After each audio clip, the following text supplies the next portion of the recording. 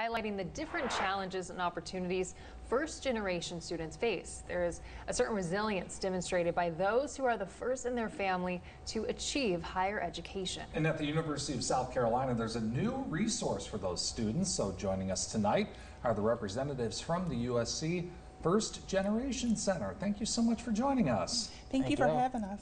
Absolutely. So, I mean, I know we just kind of said it, but it is a huge accomplishment to be a first generation student. And there are a lot of steps to even just get to that point. So tell us a little bit about how you support these students, the work y'all do.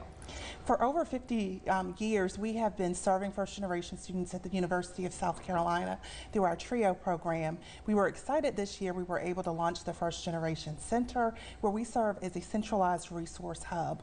We provide mentorship, networking opportunities, and we're just really glad to be here to try and help students to have the guidance that they need to be successful. Yeah, you know, and really all of those resources certainly help because the challenges facing first generation, they can be a little bit difficult. Give us an idea of just some of the challenges that you face in being a first generation student. Most definitely, being a first generation student involves many challenges, whether it be financial challenges, you know, familiarity with the college scene as well. You know, having been the first student to go from my family to college, the First Generation Center definitely helps a lot, whether it be through funding, you know, just getting to know other people, and you kind of just find a community, a big family here on a big campus. Programs like the First Gen Center, TRIO, those are all very helpful programs. Absolutely, and working with those students, I mean, what is it like from y'all side? What do y'all find are some of the more common questions and that they encounter?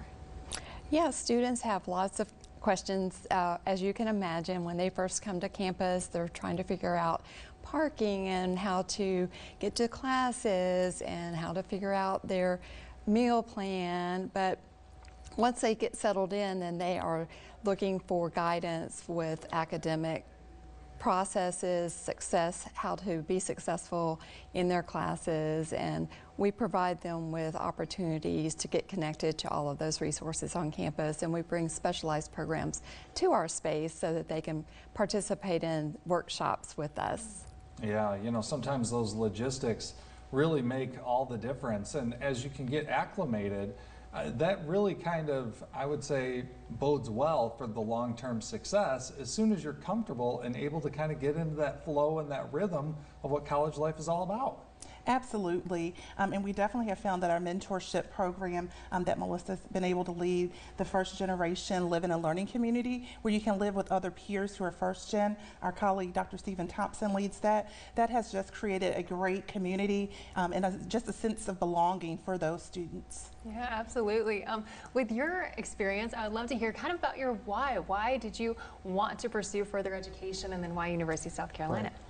For me, it's always been ingrained in me ever since I was a child. You know, education for me is that gateway to freedom, is that gateway to financial stability, and of course, my American dream. All those opportunities were very enticing. Beyond that, University of South Carolina has a really great first generation program through programs like TRIO, First Generation Center, and those all very appeal to me, and I think it's a really great college or university for first gen students as a whole. Yeah, that's outstanding. You know, you mentioned 50 years of service to these students. I imagine just so many success stories, and each time you see a student just kind of progressing, it's got to bring a deep sense of gratification in knowing that you're playing such a big part of that. Absolutely. We love to see their successes and celebrate them when they achieve all of the wonderful accomplishments, whether they're going abroad or they're graduating, which is the ultimate celebration, of course. Yeah, it really is. You talked a little bit about community and how that is really important, connecting other first generation students and just students in general, making them feel like they are welcome here, and as they are, everybody is. So tell us a little bit about just why it is so important for you guys to foster that community for everyone. A lot of times our first gen students may sometimes state that coming to college, they feel like everyone around them knows what they're doing. So being able to come with peers to kind of say how you're feeling in that moment, and then to get the assurance from staff that we're here, we have your back, we're doing college with you, can be so important.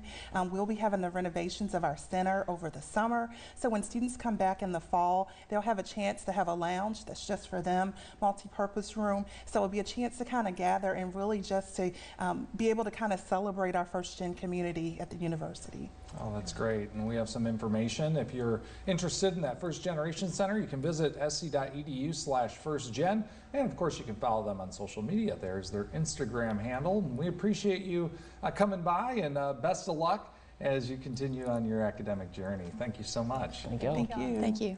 All right, well, stay with us. We have more prime time coming up after the break.